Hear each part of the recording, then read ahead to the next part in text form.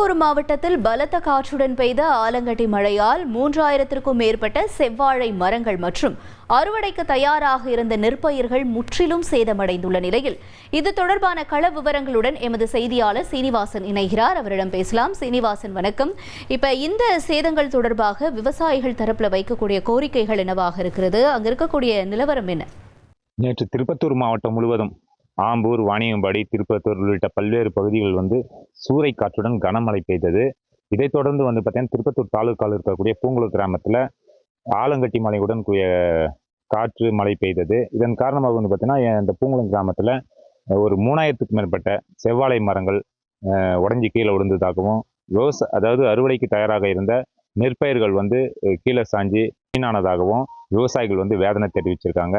இது குறித்து நம்மிடையே பேசுவதற்காக இதே பகுதியை சேர்ந்த சுப்பிரமணியன் என்ற விவசாயி இணைஞ்சிருக்கிறார். அவர்கிட்ட இது குறித்து கேட்கலாம்.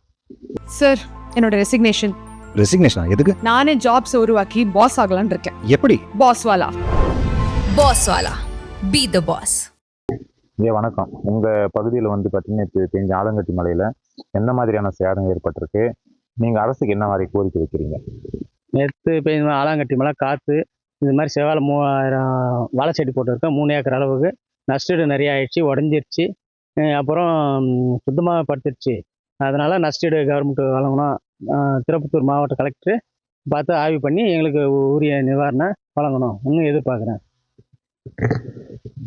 ஐயா, நீங்க சொல்லுங்க. இப்போ பார்த்தீங்கன்னா இந்த நிவாரணம் எந்த மாதிரி வழங்கணும்? அரசாங்கத்துக்கு நீங்க எந்த மாதிரி கோரிக்கை வைக்கிறீங்க? அரசாங்கத்துக்கு கோரிக்கை வைக்கிறது, ஒரு ஏக்கருக்கு 30,000 ரூபாய் செலவாகுது.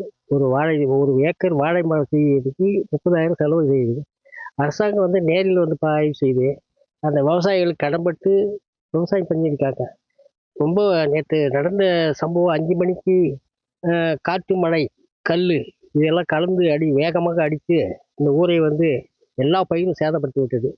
பூ, மாமரம், கேவருக்கு இந்த பயிர்களெல்லாம் சேதமடைந்து விட்டது. தயவுசெய்து அரசாங்கம் நேரில் பார்வையிட்டு இந்த விவசாயிகளுக்கு உரிய நிவாரணம் பழையபடி கொடுக்கறதுக்கு ஆவணம் செய்யும்படி கலெக்டர் ஐயா அவங்களுக்கு இந்த தகவல் அறிவித்துட்டு இந்த நேரடி பார்வை அதிகாரிகளை ஆய்வு செய்து இந்த விவசாயிகளை காப்பாற்றுறதுக்கு என்ன வழியோ அதை செய்து கொடுங்க பணிவுடன் கேட்டுக்கொள்கிறேன்.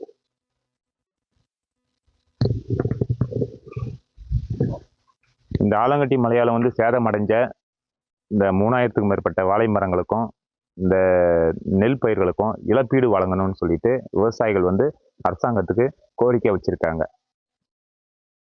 உங்களுடைய தகவல்களுக்கு நன்றி சீனிவாசன்.